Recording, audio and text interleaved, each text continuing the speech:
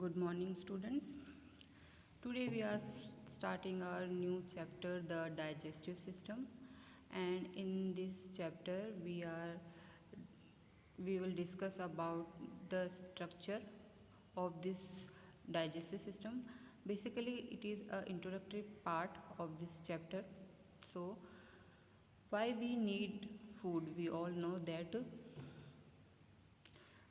we need digestion of food for the body because of this the food gives us energy. It helps in growth, in repair, and in regulation. So it is very important to digest the food in a proper way. So first of all, we have to understand the structural organization or the structure of this digestive system. There are many organs which make the digestive system very efficient and important. Organs of the digestive system are divided into two main groups.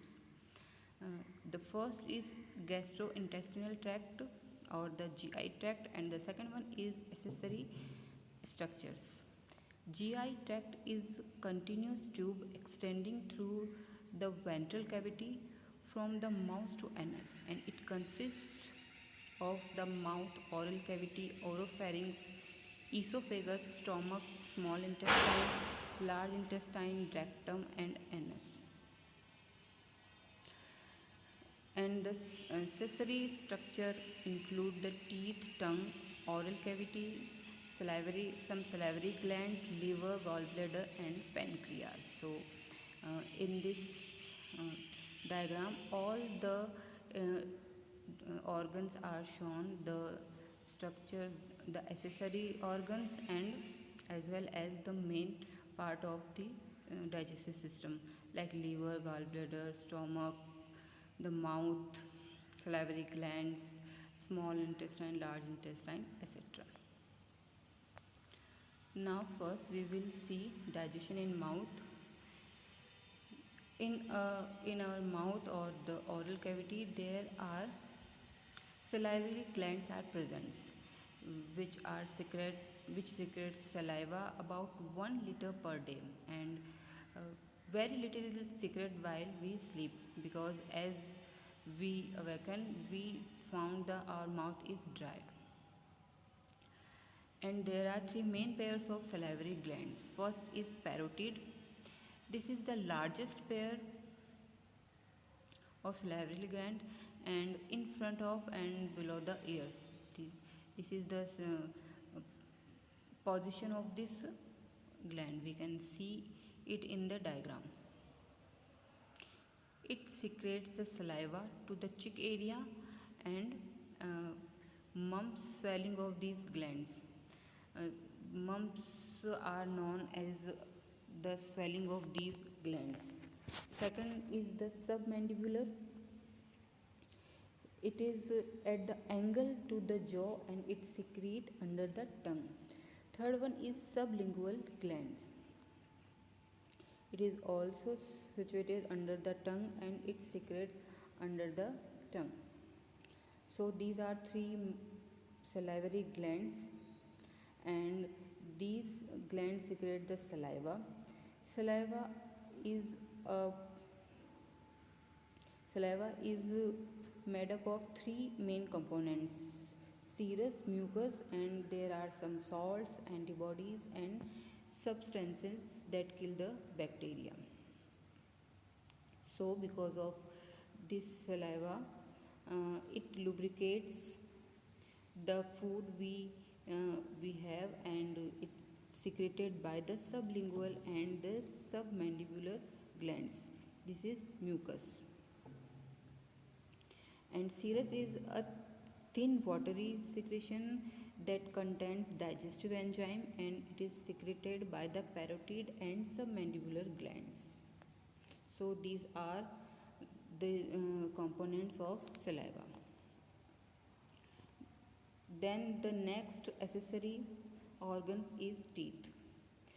Teeth are helpful in digestion by mechanically grinding food to break it down.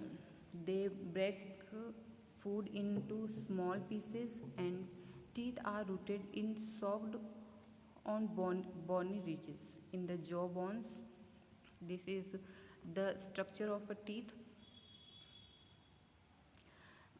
There are gums that cover the projection that extend from the socket, and the periodontal ligaments which are attached teeth to the sockets.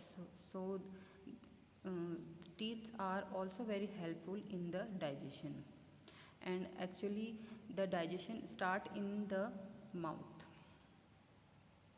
There are 20 deciduous or primary teeth before the age of 6 and by 7, and 32 permanent or secondary teeth are developed and are divided into 4 types: the incisors, canines, premolars, and molars. And these teeth follow the human dental formula.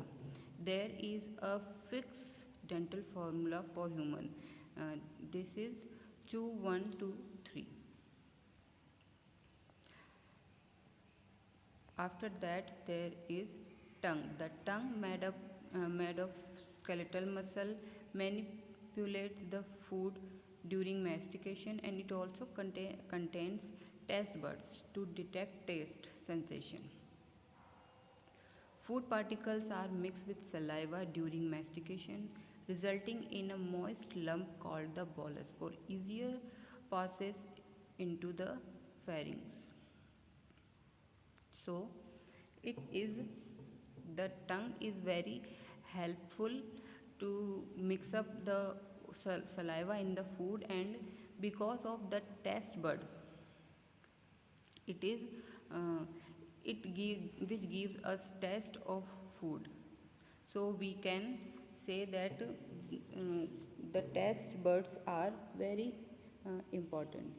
Now the muscular movement of the GI tract. There are 3 types of movements found: peristalsis, mixing and segmentation. First, peristalsis. Wave-like movement that occurs from the oropharynx to the rectum, so to the start point to the at the end. It allows GI tract to push food particles toward the anus. Second is mixing motion in the oral cavity and stomach that allow the GI tract to repeatedly break down food into smaller pieces using mechanical digestion. This is also very important for the digestion. And the third one is segmentation. Regions of the small intestine contracting and relaxing independently, allowing the small intestine to digestive and absorb more efficiently. So, these 3 muscular movements are found in the GI tract. So, in this lecture, we have studied the starting or the introductory part from where the digestion is beginning, and in the next lecture we will discuss about more about the digestive system, and we will study about digestion in the mouth, digestion in stomach, and like that. So it's all about my today's lecture. Thank you so much.